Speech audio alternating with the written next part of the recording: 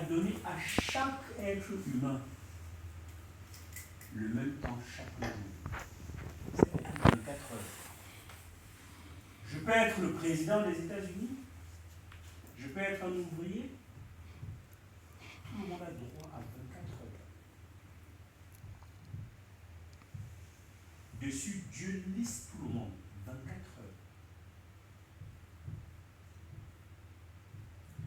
Si tout le monde a 24 heures, ça veut dire quelque part que Dieu, c'est une bonne base pour pouvoir évaluer les humains.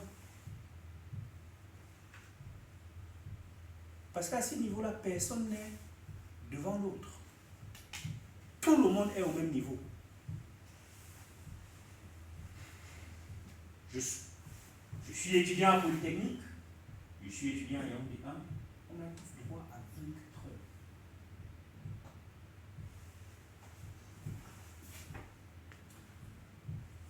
Les gens peuvent varier en fonction de leur background, leur talent, leur éducation, le milieu où ils ont grandi, mais tout le monde a droit à 24 heures. Et ce qui fait vraiment la différence à la fin, c'est la manière dont chacun utilise ces 24 heures. Donc, le temps est très déterminant. C'est ça qui va faire la différence. Maintenant, on va essayer d'expliquer comment certaines personnes, bien que nous ayons tous 24 heures chaque jour, comment dans une classe, deux étudiants, l'un peut être premier de la classe et l'autre s'en sort beaucoup moins bien. Celui qui est premier, est-ce que ça veut toujours dire celui le plus intelligent? On est tous d'accord que ce n'est pas toujours le plus intelligent qui est le premier là. Ça se joue à la manière dont il investit. La manière dont tu investis ton temps est très déterminante. C'est très déterminant pour ce que tu vas devenir, que ce soit dans ce siècle ou dans le siècle à venir, pour ton devenir professionnel, pour ton devenir spirituel, pour ton devenir social, psychique, tout ce que tu veux. Le temps y a de grandes influences.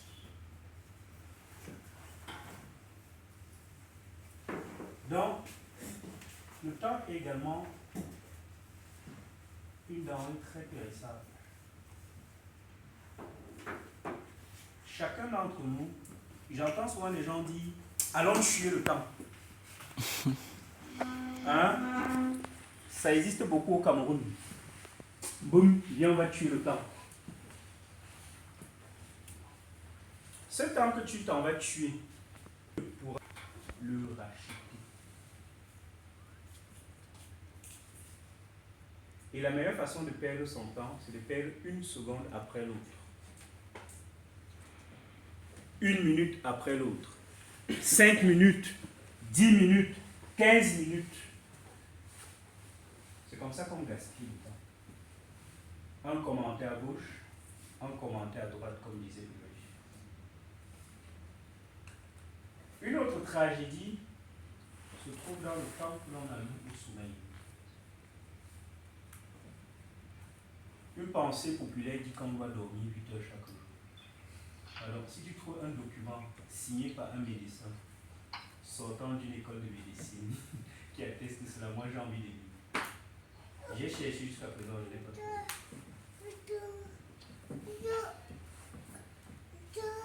Mais si quelqu'un dort 8 heures chaque jour, s'il vit, je pense que c'est 75 ans. S'il vit 75 ans, il aura dormi le tiers de sa vie. Il aura dormi 25 ans. Vous vous rendez bien compte. Beaucoup ici n'ont pas encore 25 ans. Vous voyez que c'est vraiment un gros mensonge.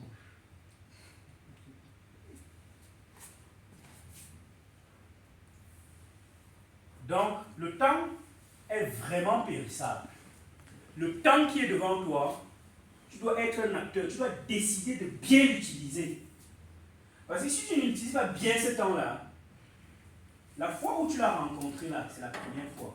Et la deuxième fois que tu vas le rencontrer, ce sera devant le trône de Dieu. Comme Ulrich expliquait tout à l'heure, la Bible dit dans Apocalypse 20 qu'il y a des livres au ciel. Et ces livres-là enregistrent la vie de chacun d'entre nous. Donc la manière dont tu allais tuer le temps là, ce sera projeté devant toi. Et Dieu te le demandera des comptes. Donc le temps qui passe, tu le rencontres 2 fois. Pendant que tu le vis, et pendant que tu seras devant le trône de Dieu. Est-ce que tu seras en train de rougir de la manière dont tu as utilisé le temps, ou tu seras plutôt confiant? Est-ce que tu dois être en train de rougir, ou tu dois être confiant de la manière dont tu utilises le temps? C'est très déterminant. Donc, le temps, tu peux décider de le gaspiller de diverses façons. Je pense que même tuer son temps, même gaspiller son temps. Je pense que ça aurait pu se parler. Tuer son temps. Viens, on va tuer le temps. Tu peux décider soit de tuer ton temps, soit tu peux décider de le planifier, racheter le temps et investir ton temps. Donc au niveau personnel, chacun doit se poser la question, mon temps, qu'est-ce que j'en fais? Mon temps, qu'est-ce que j'en fais? Est-ce que je suis de ceux-là qui gaspillent leur temps? Ou je suis de ceux-là qui bataillent pour investir leur temps?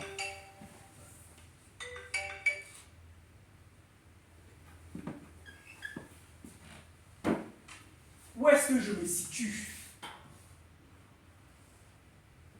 Est-ce que je gaspille mon temps ou je l'investis?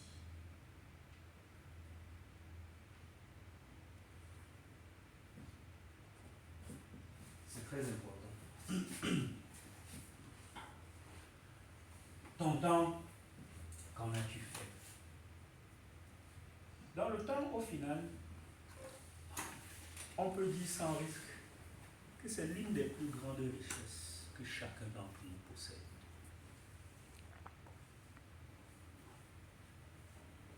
C'est l'une des plus grandes richesses. Oui, ceux qui travaillent à la bourse, la lutte est perpétuelle avec le temps.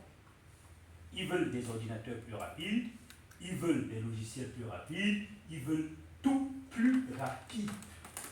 Tout est cher au temps.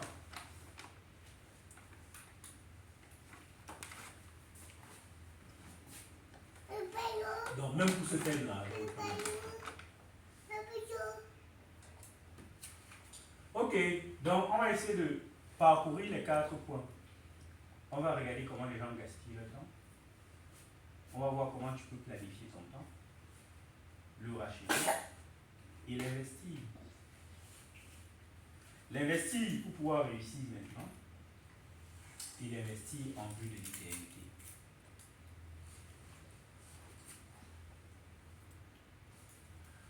Donc chaque seconde, chaque minute, chaque heure ou chaque journée perdue est perdue à jamais. Je pense qu'à ce niveau-là, on est tous d'accord. On peut gagner beaucoup d'argent en peu de temps. On ne peut pas gagner le temps de cette manière. Imaginez, Musk vient et dit, bon, c'est Jules ou Jules? Jules, mon cher Jules, j'ai un problème de cœur. Donc, comment tu vas réagir? Sincèrement, non. Évidemment. Tu refuses. Toi, tu vas accepter. Qui me donne son argent? Tout son argent, tu lui files ton cœur. Je fume mon cœur, j'ai pas entendu. J'ai entendu la première partie. Avec l'argent, on peut acheter un cœur artificiel. Qui se l'a acheté un cœur de porc? Je pense que c'est le cœur de quiconque qui l'aura. Non, c'est pour simplement dire qu'on ne peut pas acheter. On ne peut pas acheter le temps. On ne peut pas acheter le temps. Un est censé gaspiller de l'argent, mais le plus grand est censé gaspiller le temps. La manière la plus facile de perdre le temps est de perdre une seconde à la fois, comme on a dit tout à l'heure. Mais regardons, qu'est-ce qui fait en sorte que les gens gaspillent vraiment leur temps? Ce sont les distractions.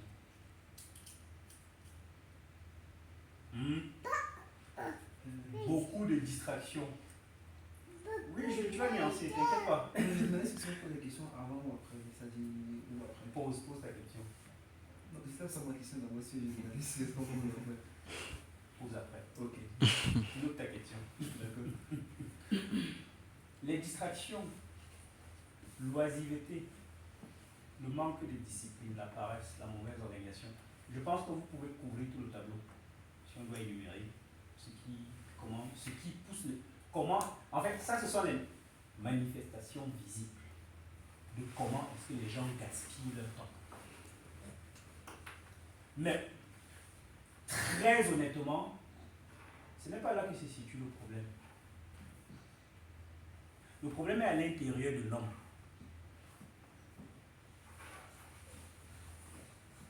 Pour qu'un homme arrive à devenir addict au jeu, comment on appelle ça? L'industrie de quoi là? C'est l'industrie de gaming. Ils ont mis un thème qu'on emploie pour les geeks. Non, pour mettre tout ça. Divertissement. L'industrie du divertissement. Imaginez que quelqu'un devient un client fidèle de l'industrie du divertissement. Hein? Toutes les plateformes de streaming, il a un abonnement. Hein? Il enchaîne. Après le match de la Champions League, la dernière série sur Netflix. S'il n'a pas ça sur Netflix, il va sur Amazon. S'il n'a pas ça sur Amazon, il y a encore quoi? Disney+. Canal+. Il enchaîne comme ça. Est-ce que cet homme n'a pas un problème? Il va te dire, écoutez, voilà, il faut que je précise un truc à ce niveau. Je ne suis pas en train de dire que celui qui se divertit, comme je viens de décrire là, il est en train d'échouer, à l'école, hein, si c'est le cas d'un étudiant. Il y a des étudiants qui peuvent faire ça et réussir. Mais au fond, est-ce qu'il est en train de bien utiliser son temps? Est-ce que c'est ce que Dieu s'attend à ce qu'il fasse du temps que Dieu lui donne? Non, je ne pense pas. Si Dieu t'a donné des aptitudes à vite comprendre, à passer très peu de temps pour comprendre tes leçons, avoir 20 sur 20, est-ce que ça veut dire que le reste du temps, tu dois être en train de le dilapider comme ça?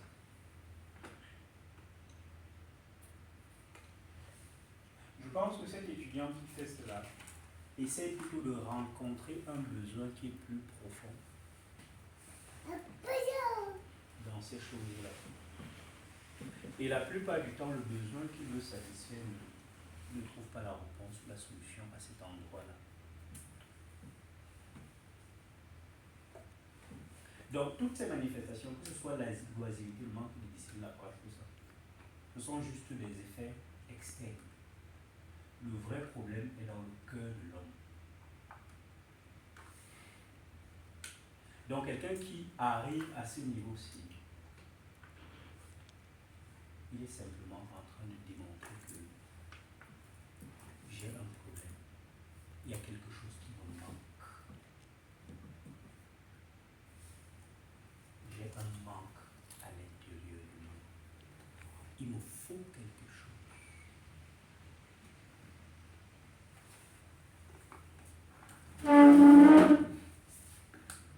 Donc, si on veut regarder maintenant à la planification du temps, la planification du temps dépend d'un individu à un autre. Ce qui est prioritaire pour Jules, ou pour Ulrich, ou pour Orpheric, ne l'est pas pour Jordan. Voilà. Fonction de l'âge d'où tu te trouves, tu as des priorités dans ta vie.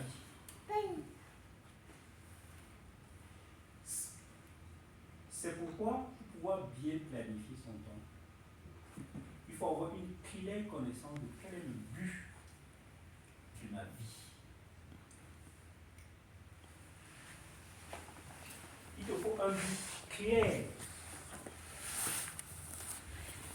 C'est à partir de ce but clair que tu sauras comment organiser la dépense de ton temps. Si tu n'as pas de but clair, tu vas juste gaspiller ton temps.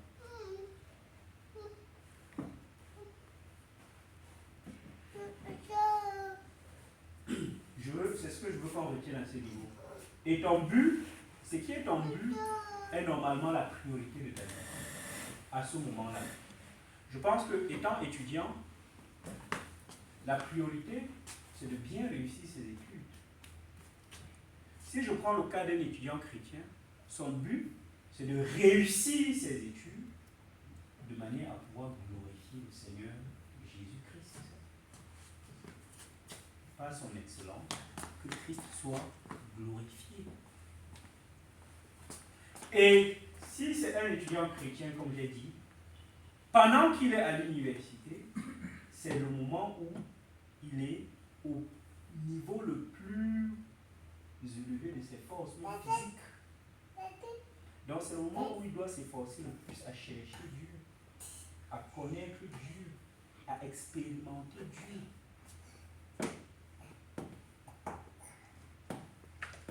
Donc si on va par exemple dans ce cas-là, où c'est clair que il se doit d'avoir une excellence académique et une excellence spirituelle, si on résume simplement comme ça,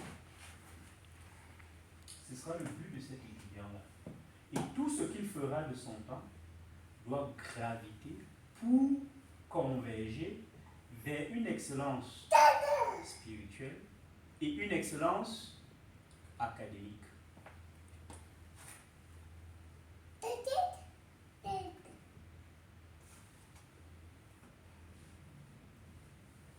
Le meilleur moment de la journée doit être accordé à Dieu. Ulrich a parlé de la dîme du temps, merci beaucoup. Tu vois là, ça va. On doit consacrer à Dieu la dîme de son temps. Il nous a lu le passage biblique. C'est dans Malachie chapitre 3. C'est comme une impôt. Pardon. Un impôt. Un impôt. Pardonnez-moi. Tu as dit une impôt. Excusez-moi. C'est un impôt. De la même manière que il y a une fiscalité en France. Si tu te dis que tu es l'enfant de Dieu,